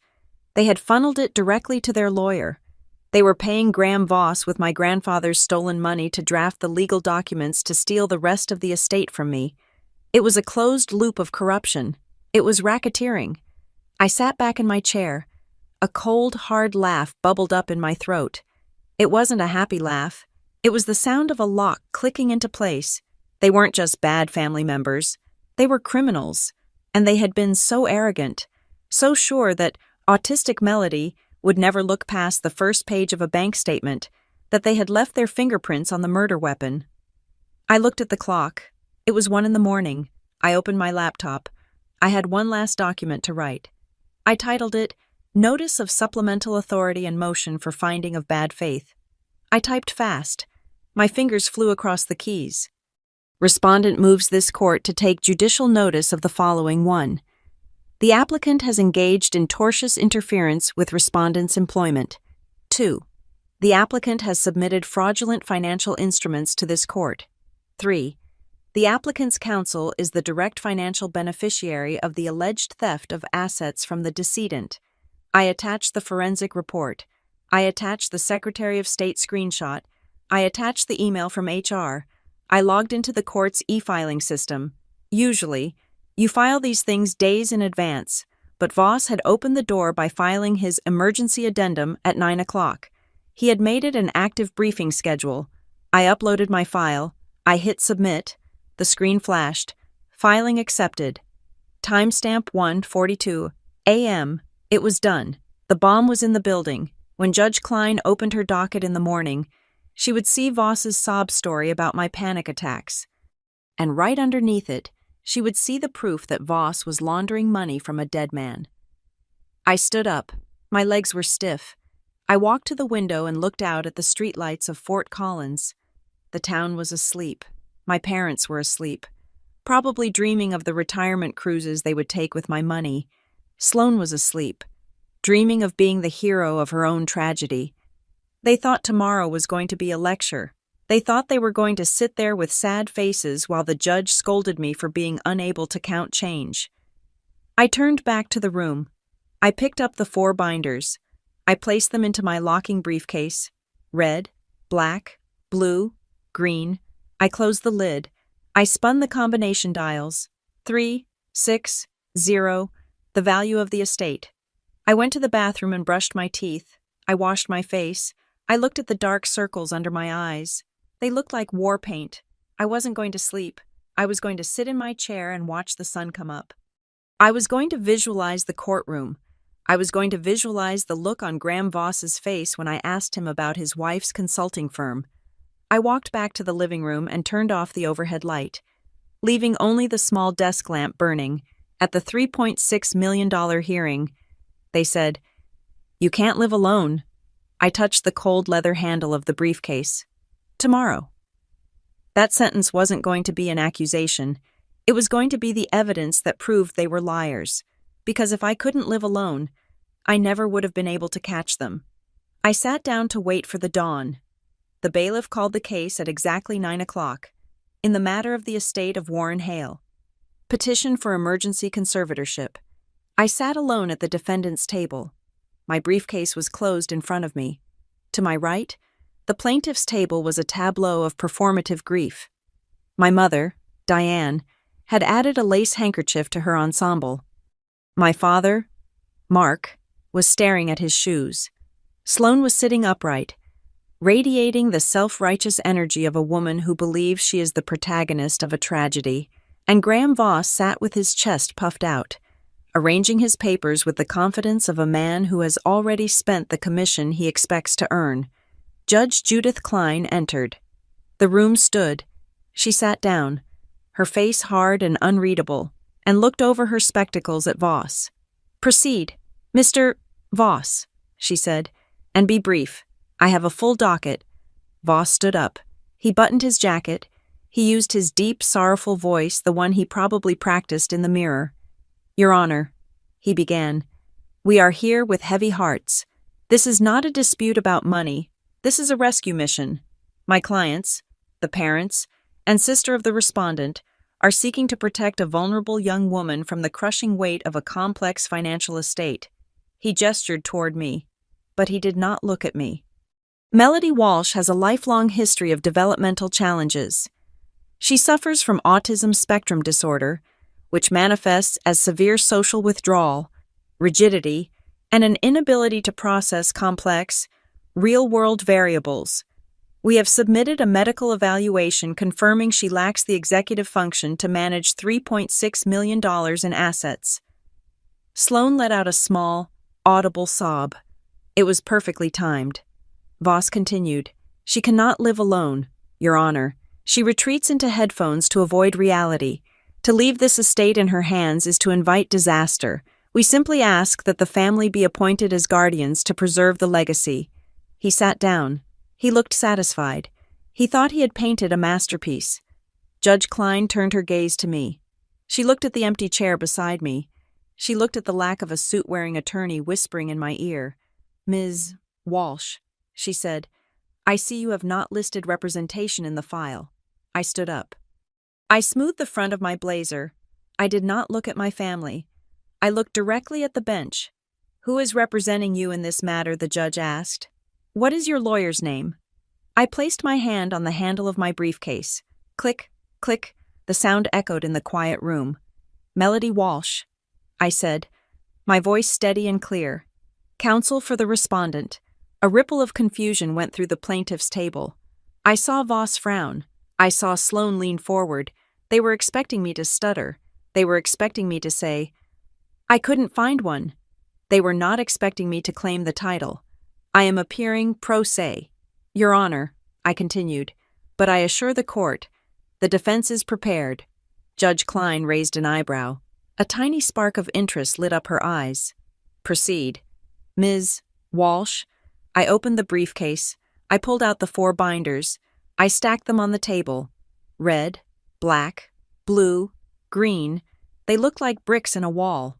"The petitioners claim I cannot live alone," I said.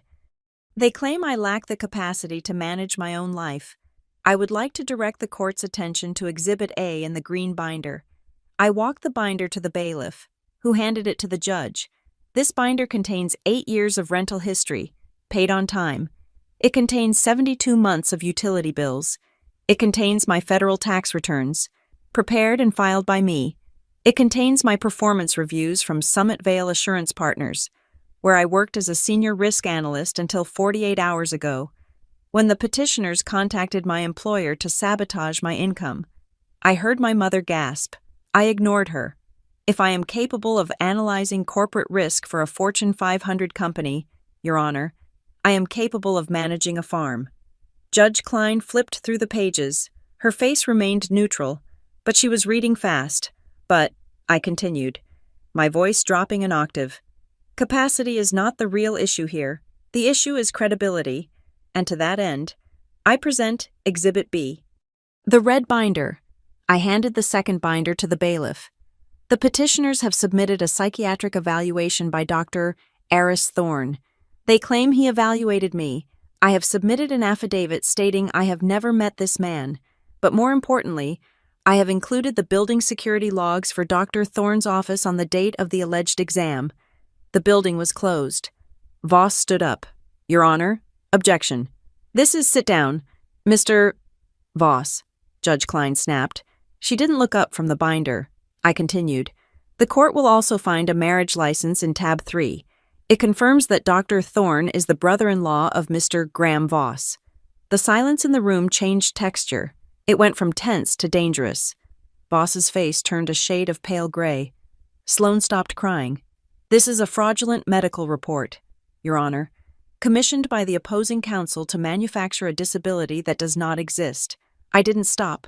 I couldn't stop. I reached for the black binder. However, the motive for this fraud is not love, as Mr. Voss suggests. It is concealment. I held up the black binder. Exhibit C contains a forensic accounting report regarding the estate of Warren Hale. My father, Mark, suddenly looked up. His eyes were wide with terror. He knew, during the 4 months prior to my grandfather's death, while he was sedated in the ICU, $185,000 was withdrawn from his operating account. I saw Sloane shake her head violently. That's a lie. That was for his care. I turned to her. It was the first time I had looked at her since I entered the room. Was it, I asked? Because according to the canceled checks in this binder, $90,000 was paid to a company called GJV Consulting. I turned back to the judge. A search of the Secretary of State's registry reveals that GJV Consulting is registered to Jennifer Voss, the wife of the opposing counsel. Judge Klein looked up. She took off her glasses. She looked at Graham Voss with an expression that could have frozen mercury. Mr. Voss, she said, her voice terrifyingly quiet. Is this true? Voss was sweating now. He dabbed his forehead with a handkerchief. Your Honor, I can explain. It was a retainer, for legal services anticipated. You took a retainer from a man in a coma. Judge Klein asked. I wasn't done. I had one more card to play, the trap card. I picked up the original trust document from the blue binder. Your Honor, I said, there is one final matter. The trust established by Warren Hale contains a specific clause. Article 6, the Inter Terrorum Clause. I saw the blood drain from my mother's face. She knew what that meant, or at least, she knew it sounded bad. This clause states that any beneficiary who contests the validity of the trust appointments without probable cause forfeits their entire inheritance. I looked at Sloane. By filing this petition in bad faith, by submitting fraudulent medical evidence, and by attempting to remove the appointed trustee based on lies, the petitioners have triggered Article 6. Sloane stood up. She slammed her hand on the table. You can't do that. That's my condo. Grandpa gave that to me. Sit down, the bailiff barked. Sloane didn't sit. She pointed a trembling finger at me. You freak. You think you're so smart because you can read a spreadsheet. You're broken. You've always been broken. You don't deserve that money, Sloane, my father shouted. Grabbing her arm, Judge Klein slammed her gavel. It sounded like a gunshot. Enough. The room fell into a stunned silence. Sloane slumped back into her chair, breathing hard. My mother was weeping into her hands, but they were real tears now, tears of a woman who realizes the lifeboat has just sunk. Judge Klein looked at the binders. Then she looked at the family. I have seen enough, she said.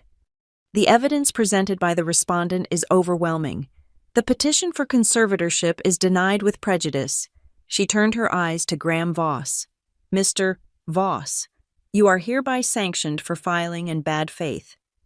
I am referring this matter, specifically the fraudulent medical report and the financial transactions involving your wife's firm, to the District Attorney's Office and the State Bar Association. You won't be practicing law in my courtroom again. Voss slumped in his chair. He looked small. He looked finished. And as for the petitioners, the judge continued, looking at my parents and sister, I am granting the respondent's motion to enforce the no contest clause. You have attacked the trust based on fraud. You have lost your standing. The assets designated for you will revert to the residency of the estate. No, my mother wailed. Mark, do something. My father did nothing. He just stared at the table, defeated by the weight of his own complicity. Judge Klein looked at me.